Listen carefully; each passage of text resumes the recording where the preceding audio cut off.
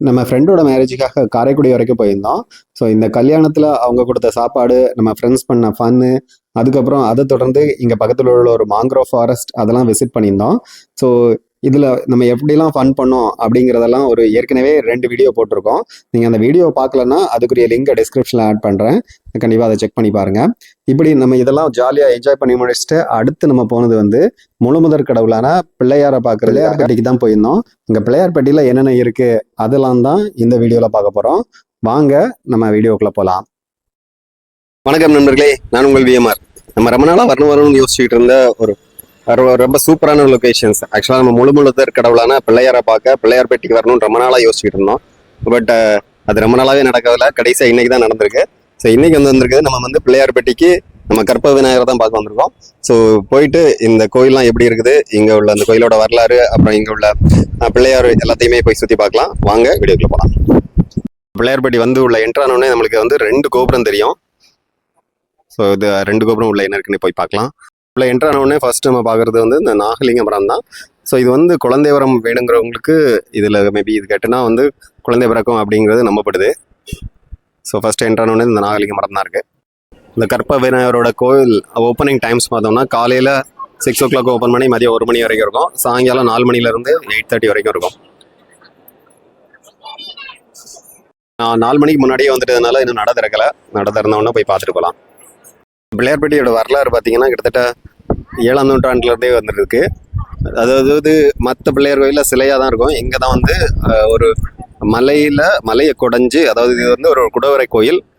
என்ன பண்ணியிருக்காங்கன்னா அந்த மலையை குடைஞ்சு அதில் வந்து பிள்ளையார் சிலை இருக்கும். ஸோ பார்க்குறதுக்கே ரொம்ப பிரமாதமாக இருக்கும். ஸோ ஆக்சுவலாக உள்ளே வந்து கேமராஸ்லாம் அலௌட் இல்லை. நம்ம உள்ளே எதுவும் எடுக்க முடியாது. ஜஸ்ட் வெளியே மட்டும் கோயிலை மட்டும் பார்த்துட்டு வரலாம். 4 மணி ஆனவுடனே கூட்டம் நிறையா வந்துக்கிட்டே இருக்காங்க. நடை திறக்கிற போகிற டைம் வந்துருச்சு. கற்ப விநாயகர் கோயில் பக்கத்துலேயே வந்து இதில் ஒரு இன்னொரு விநாயகர் கோயில் இருக்குது. அருள்மிகு கூரக்க விநாயகர் அப்படின்ட்டு இருக்காரு. இதுக்கும் இன்னும் நட திறக்கல. ஆக்சுவலாக இங்கே பார்த்தீங்கன்னா நிறைய இந்த சின்ன சின்ன குன்றுகள் மாதிரி இருக்குது. இந்த குன்றுகள் எல்லாம் குடைஞ்சி அதில் தான் வந்து உள்ள அந்த பிள்ளையார் சிலை செஞ்சுருக்காங்க. ஸோ பார்க்குறதுக்கே ரொம்ப பிரமாதமாக இருக்குன்னு சொன்னாங்க. நானும் ஃபர்ஸ்ட் டைம் இப்போ தான் வரேன். போய் எப்படி இருக்குன்னு பார்ப்போம். கிட்டத்தட்ட 1300 வருஷத்துக்கு மேலே பழமையான இந்த பிள்ளையார்பட்டி கோயிலில் வழக்கம் போல் எல்லா பிள்ளையாருக்குமே பண்ணுற மாதிரி விநாயகர் சதுர்த்தி தான் ரொம்ப ஃபேமஸ். இங்கே பார்த்தீங்கன்னா இந்த விநாயகர் சதுர்த்தி கிட்டத்தட்ட 10 நாட்களாக நடக்கும்.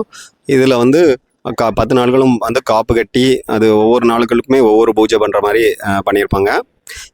ஸோ அதுதான் வந்து இங்கே ரொம்ப பிரசித்தி பெற்ற நாள். இந்த பிள்ளையார்பட்டியில் 2 கோபுரம் இருக்கும். இப்போ நம்ம இருக்கிறது வந்து வடக்கு சன்னதி. இந்த வடக்கு சன்னதியில வந்து பார்த்தீங்கன்னா கற்பக விநாயகரை நேராக பார்க்க முடியும். நம்ம ஃபர்ஸ்ட் பார்த்தது வந்து வடக்கு கோபுரத்துலேருந்து பார்த்தோம். இது வந்து கிழக்கு கோபுரம். கிழக்கு கோபுரத்தில் வந்து நம்ம பார்க்கும்போது உள்ள வந்து மருதீஸ்வரர் டைரெக்டாக தெரிவார். அதுவே நம்ம வடக்கு கோபுரத்துலேருந்து பார்த்தோம்னா பிள்ளையார் கற்பக விநாயகர் தெரிவார். நம்ம பிள்ளையார்பட்டியில் வந்து பிள்ளையார் தரிசனம் பார்த்துட்டோம். ஆக்சுவலாக நாங்கள் வரும்போது வெளியே பயங்கர வெயில் அடிச்சிருந்தது. இப்போ நாங்கள் பிள்ளையாரை பார்த்துட்டு வெளியே வரையும் பார்த்தீங்கன்னா செம மழை. ஆக்சுவலாக வெதரை செம ப்ளசண்டாக ஆயிடுச்சு. அதுவும் இல்லாமல் உள்ளே போயிட்டு வெளியே வரும்போதே அந்த வைப்ரேஷன்ஸ் சும்மா வேறு லெவலில் இருக்குது. கண்டிப்பாக நீங்களுக்கு வந்து பாருங்கள், சும்மா செமையான வைப்ரேஷன் ஃபீல் பண்ணுவீங்க. ஸோ இப்போ நம்ம வந்து கோயிலுக்கு வெளியேயும் ஒரு பிள்ளையார் கோயில் இருக்குது. ஸோ அதை பற்றி அது பார்க்கலாம். ஏன்னா இங்கே தான் வந்து தலைவிருச்சகம் இருக்குது. இந்த பிள்ளையார்பட்டி உள்ள கோயிலில் தலைவிருச்சகம் பார்த்தீங்கன்னா மருத மரம். இந்த மருத மரத்தோட, அதாவது இது வந்து தலைவிருச்சகம் வந்து 1800 வருஷத்துக்கு மேலே பழமையானது. அந்த தலைவிருச்சகத்தோட அந்த பழைய அந்த 1800 வருஷத்துக்கு மேலே பழமையான கட்டை வந்து உள்ளே வச்சுருக்காங்க.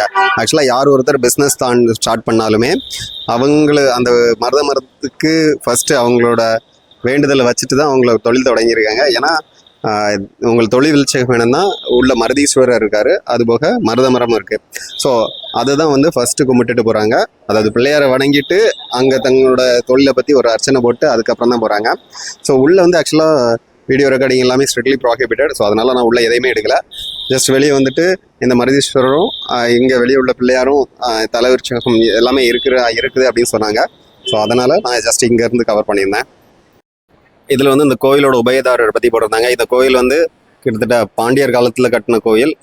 ஸோ அப்போ இருந்தால் ஃபர்ஸ்ட்டு குடவரை கோயில், அதாவது பிள்ளையருக்கான ஒரு குடவரை கோயில் அப்படிங்கிறது போட்டிருந்தாங்க. அதுக்கப்புறம் இப்போ ரீசெண்டாக எப்போ இந்த குடமுழக்கெலாம் நடத்தினாங்க, அதை பற்றி இன்ஃபர்மேஷன்ஸ் இதில் இருந்தது. நம்ம பிள்ளையார்பட்டி கோயிலில் என்ட்ரு ஆகும்போதே, அதாவது கிழக்கு வாசலில் என்ட்ரு ஆகும்போதே பார்த்தீங்கன்னா இந்த தலத்தோட வரலாறு இருக்குது. இது பார்த்தீங்கன்னா கிட்டத்தட்ட இதில் சொல்லியிருக்கபடி 2500 வருஷத்துக்கு மேலே பழமையானதாக இருக்கும் அப்படின்னு சொல்லியிருக்காங்க. உலகிலே வந்து 2 கைகளுடன் காணப்படும் விநாயகர் சிற்பம் வந்து 2 மட்டுமே உள்ளது. அது வந்து ஒன்று வந்து பிள்ளையார்பட்டிலையும், இன்னொன்று வந்து ஆப்கானிஸ்தான்லையும் இருக்கதா சொல்லியிருக்காங்க. அதுலேயுமே இதில் வந்து இவர் வந்து இரு கையோட இருக்கிறது, அதுவும் வலம்புரியோட இருக்கிறது இந்த தலத்தோட சிறப்புன்னு சொல்லியிருக்காங்க. அதுபோக உலகத்திலே ஃபர்ஸ்ட் பிள்ளையாருக்குன்னு ஒரு வடிவம் கிடைச்சது அது இந்த சன்னதியில தான். பிள்ளையாருக்குரிய வடிவமே ஃபர்ஸ்ட் வடிவமைக்கப்பட்டது இங்கே தான் அப்படின்ட்டும் சொல்லியிருக்காங்க. இன்னும் இதில் இந்த வரலாறு நிறையா சொல்லியிருக்காங்க. ஸோ அதில் உள்ள சில விஷயங்களை மட்டும்தான் நான் ஹைலைட் பண்ணி காட்டியிருக்கேன். இங்கே உள்ள பிள்ளையாருக்கு பார்த்தீங்கன்னா அந்த தும்பிக்கை வந்து வலப்புறமாக வளைஞ்சிருக்கும். அதாவது வடக்கு திசை நோக்கி வலம்புரி விநாயகர் இவர் மட்டுமே இருக்கிறாரு. இவரை வணங்குறதுனால நம்மளுக்கு வெற்றி மேல் வெற்றி சேரும், திருமண தடைகள் எல்லாம் நீரும், பிள்ளை பேரில் எதுவும் பிரச்சனை இருந்தாலும் அது எல்லாமே நீரும், பல அதிசயங்களும் நம்மளுக்கு தேவையான எல்லா செல்வங்களும் நம்மளை வந்து சேரும். அது எல்லாமே வந்து நடக்கிற ஒரே இடம் இங்கே தான். ஸோ நீங்களும் உங்களுக்கு டைம் கிடச்சதுன்னா கண்டிப்பாக வந்து விசிட் பண்ணி பாருங்கள். உண்மையிலே லைஃப்பில் ரொம்ப பல மாற்றங்கள் நடக்கும். நம்ம ஃப்ரெண்ட்ஸ் எல்லோரும் கூட சேர்ந்து பிள்ளையாரை பார்த்துட்டு வடக்கு சன்னதியிலேருந்து நம்ம எடுத்த ஃபோட்டோ தான் இது. இதை தொடர்ந்து இங்கே பார்த்தீங்கன்னா ஷாப்பிங்க்கும் நிறைய கடை இருக்குது. ஸோ பட் நாங்கள் ஷாப்பிங் எதுவும் பண்ணலை. பட் நீங்கள் எதுவும் பர்ச்சேஸ் பண்ணுற மாதிரி இருந்தாலும் இங்கே நிறைய ஐட்டம்ஸ் இருந்தது, அதையும் ட்ரை பண்ணி பார்க்கலாம். ஸோ எல்லாருமே பிள்ளையார்பட்டியில் தரிசனம் முடிச்சுட்டு வந்துட்டோம். ஸோ ஆக்சுவலாக எல்லார் லைஃப்புமே செம சூப்பராக போயிட்டு இருக்கு. இப்போ பிள்ளையாரை பார்த்ததுலேருந்து இன்னும் செம மகிழ்ச்சியாக இருக்கும். எல்லார் லைஃப்பும் செம ஜாலியாக பயங்கரமாக போக போகுது. So will meet you on next video. Until then bye bye. Like பண்ணுங்க, ஷேர் பண்ணுங்க, சப்ஸ்கிரைப் பண்ணுங்க, கமெண்ட் பண்ணுங்க, அப்படியே அந்த பெல் ஐகானை பிரஸ் பண்ணிடுங்க.